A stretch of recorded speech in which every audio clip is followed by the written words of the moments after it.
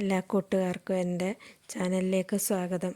ഇന്ന് ഞാൻ നിങ്ങളെ പരിചയപ്പെടുത്തുന്നത് ചെങ്ങന്നൂർ മഹാദേവ ക്ഷേത്രമാണ്. എൻ്റെ നാട്ടിലുള്ള ക്ഷേത്രം. ഇത് പെരിന്തച്ചൻ നിർമ്മിച്ചതാണ്. 108 ശിവാലയങ്ങളിൽ പെടുന്നതാണ്. ദേവനൊപ്പം തന്നെ ദേവിക്കും വളരെയധികം പ്രാധാന്യമുള്ള ഒരു ക്ഷേത്രമാണ്. ഇവിടെ മറ്റെങ്ങും കാണാത്തൊരു ആചാരമുണ്ട്, തൃപ്പൂത്താറാട്ട്. ദേവി രജസ്വലയാകുന്ന ഒരു ആഘോഷമാണ്. അത് ഒരു വർഷം പലതവണ തൃപ്പൂത്താറാട്ട് നടക്കാറുണ്ട്.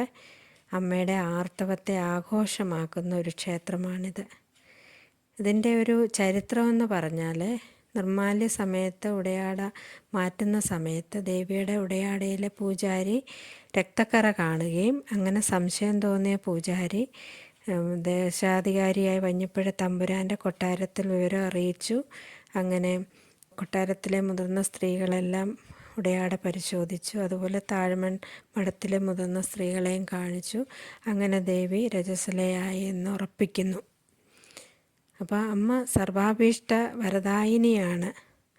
അമ്മയുടെ തൃപ്പൂത്താറാട്ടിൽ പങ്കെടുത്ത് താലം എടുത്താൽ എന്തും അമ്മ തരും.